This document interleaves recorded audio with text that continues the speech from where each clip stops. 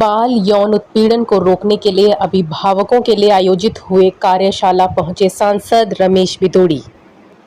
समाधान अभियान ने पास्को एक्ट की जागरूकता के लिए अभिभावकों के लिए करवाया जागरूकता कार्यक्रम। भारत में यौन शोषण के शिकार हुए बच्चों की एक बड़ी संख्या है। पॉस्को यानी protection of children against sexual offence जैसे कड़े कानून होने के बावजूद इस ग्राफ में साल दर साल बढ़ोतरी हो रहा है। महानगरों से लेकर छोटे शहरों तक में इस तरह के घिनौने अपराधों का जाल फैलता जा रहा है। हाल ही में जारी राष्ट्रीय अपराध रिकॉर्ड ब्यूरो रिपोर्ट बताती है कि देश में बच्चों के खिलाफ अपराध के मामले में कई प्रतिशत की बढ़ोतरी देखी गई है।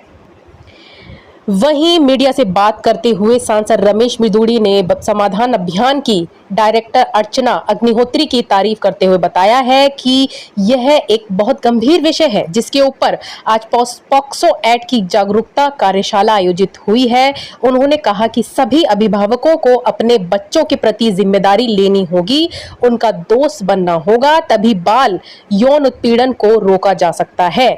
अभिभावकों से बातचीत करते हुए सांसद रमेश बिदूड़ी ने बताया कि आजकल सोशल मीडिया, मोबाइल, इंटरनेट आदि के कारण कभी कभी बच्चे भटक जाते हैं और गलती कर बैठते हैं। इस कारण समाज और माता पिता का दायित्व और भी ज्यादा बढ़ जाता है कि बच्चों को बाल यौन शोषण उत्पीड़न से सुरक्षित रखा जाए। उन्होंने बताया कि सबसे ज्यादा बाल यौन उत्पीड़न के मामले उन्हीं के आसपास में रहने वाले पड़ोसी या फिर रिश्तेदार करते हैं। ऐसे में सावधान रहने की आवश्यकता है। Bureau report BBC 24/7 news. जब ये इन घटनाओं का जिक्र कर रहे थे तो हमारा दिमाग भी चला होगा। हाँ, मैं भी गली में उस दिन जा रही थी, मेरे साथ भी ऐसा हो रहा था। हाँ, मुझे भी वो ऐसा करने की बात कर रहा था। कुछ लोग नाम बदलते हैं। हमारे देश के प्रधानमंत्री मोदी जी का संकल्प है कि बेटियां सुरक्षित रहें।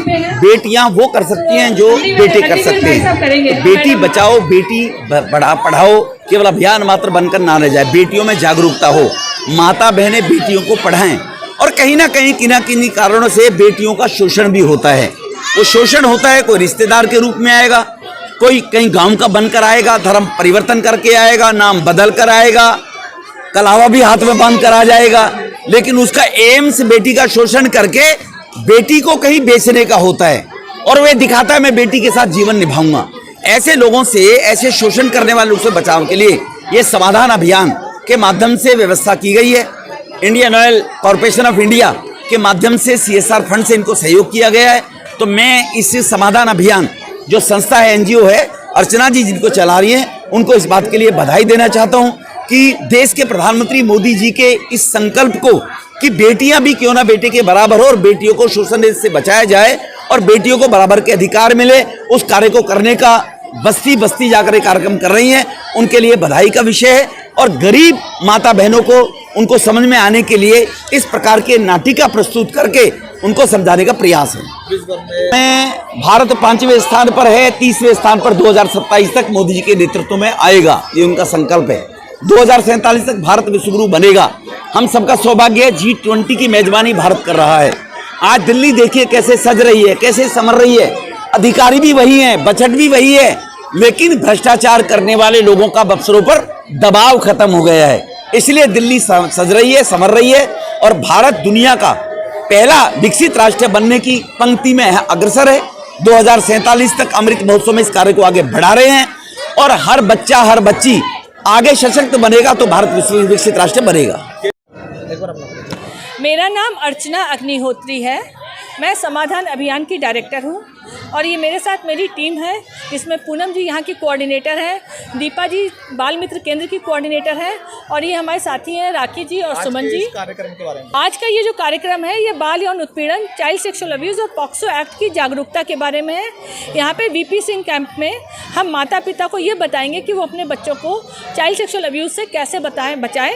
उसके लिए उनको बच्चों से क्या बात करनी चाहिए, क्या बात नहीं करनी चाहिए, इंटरनेट का इस्तेमाल का कैसे इस्तेमाल करना चाहिए जिससे बच्चों का जो है इससे नुकसान ना हो।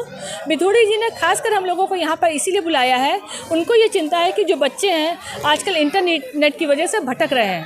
उनकी ये चिंता है कि इन बच्चों का भविष्य खराब ना होने पाए और जो बच्चियों के संग और बच्चों के संग जो यौन उत्पीड़न हो रहा है, कितनी खबरें आती हैं, उन्हें चिंता है कि यहाँ पर रहने वाले माता पिता अपने बच्चों को सुरक्षित रख पाएँ, इसीलिए उन्होंने ये कार्यक्रम करवाया है।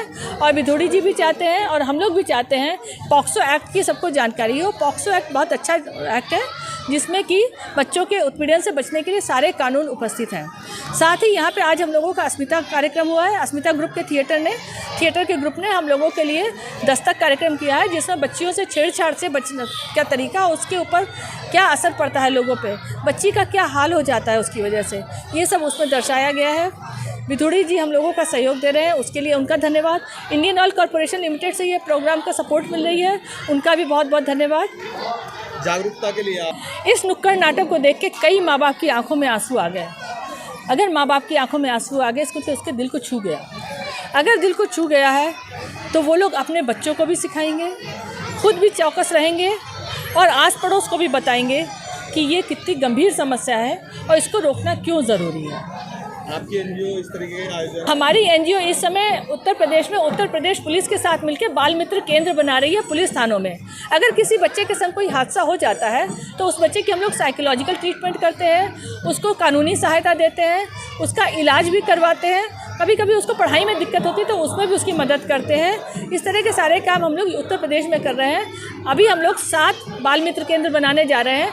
पिछले साल हम लोगों ने 2 बाल मित्र केंद्र बनाए थे, एक हरदोई में, एक गाज़ियाबाद में, और उसका एक बहुत अच्छा परिणाम आया कि पॉक्सो एक्ट के बारे में लोगों की जागरूकता की वजह से उसकी रिपोर्टिंग बढ़ी है। तो वो लोगों को, हम लोगों को इसकी वजह से अवार्ड भी मिला है उत्तर प्रदेश में।